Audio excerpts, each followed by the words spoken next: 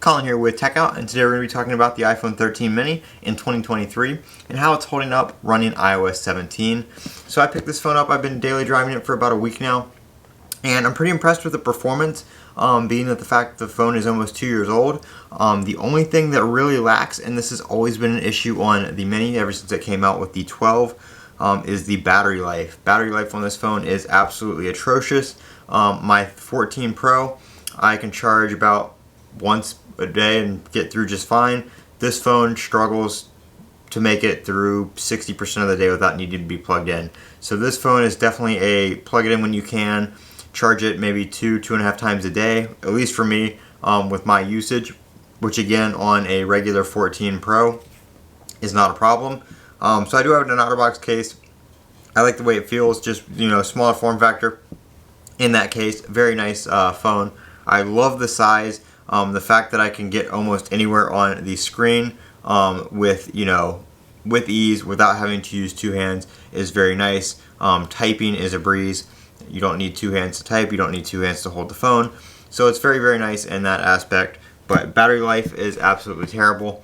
If you're going to be getting a 13 mini, I would definitely recommend you get one with good battery health. This phone does have 100% battery health on it. It is a fairly new phone. I did get it. This is the one I got Amazon Renewed Premium. I did make a video on that experience. That's where I got my 14 Pro and this 13 mini. I decided to buy them both there just because I had such a good experience. But as you can see here, 100% battery health. It's got about 76 cycles on it at this point. So the battery is fairly new. I don't know if it's ever been replaced or if that was just, it was a low use phone. Based on the condition of the rest of the phone, I'm pretty sure it was just low use. But I will, once the battery health does degrade on this a little bit, I will be doing the Apple self-repair replacement, just because it needs all the battery health it can get. Normally I wouldn't worry about it, being 95-ish%, but when that starts dropping, I'm definitely going to just go ahead and spend the $51 or $52 to replace the battery myself.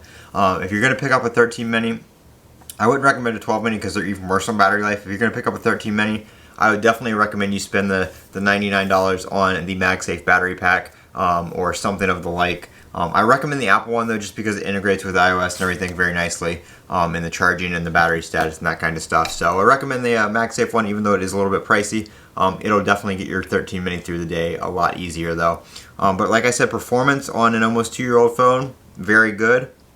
Not really noticing any stutter, anything like that. Even running the beta of iOS 17, it runs just as smooth on my 13 mini as it does on my 14 Pro. So that is kind of my experience here in 2023. We're coming up on the 2-year mark for this phone. Apple's about to come out with the iPhone 15 here in the next couple of months. So we're probably going to see this phone not being sold by Apple anymore and only available through the refurbished and the used market. I'm Colin with Techout. If you guys have any questions, leave them down in the comments section below. And as always, don't forget to comment, rate, and subscribe. Have a great day.